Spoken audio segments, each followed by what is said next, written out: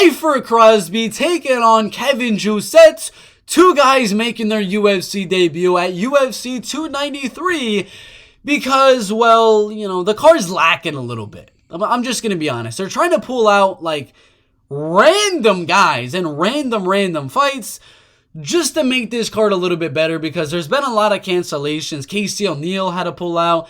Duplessis wasn't able to be on the card. Manel Kape's opponent, Kiefer France, had to pull out of the fight. So they're kind of having a scramble on a lot of these fights for this UFC pay-per-view that literally has Austin Lane on the main card, Tyson Pedro on the main card, and Anton Turkal's on the main card as well. Only 11 fights at the moment, and now 12 with Kiefer Crosbie, the one of Conor McGregor's type of guys from Dublin, Ireland.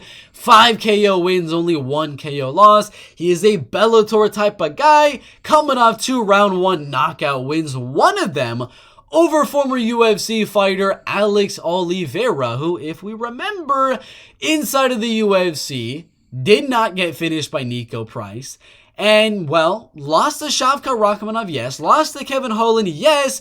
But my man Kiefer Crosbie finished him faster than Shavkat Rakhmonov could. Faster than Kevin Holland could, and knocked him out devastatingly in round number 1 in the main event of that fight night in Portugal. And he's an Ireland type of guy. He's a finisher. And this is going to be really, really fun because he's taking on another guy that's got a lot of finishes, coming off a knockout win himself in round number 3, I believe in the main event of the Hex Fight Series welterweight division. But he's a France type of guy, and this is going to be really, really fun because this is a guy that trains at City Kickboxing, and we got one of Conor McGregor type guys in Kiefer Crosbie. This should be really, really fun.